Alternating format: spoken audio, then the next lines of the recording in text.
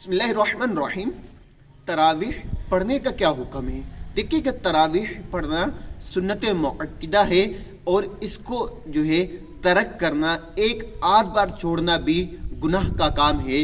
और इस पर जो है आदत बना लेना कि तरावीह की नमाज को छोड़ा ही जाए, तो ये गुनाह का काम है कि इसकी आदत बना लेना। गुनाहगार होगा बंदा आदत बनाने वाला।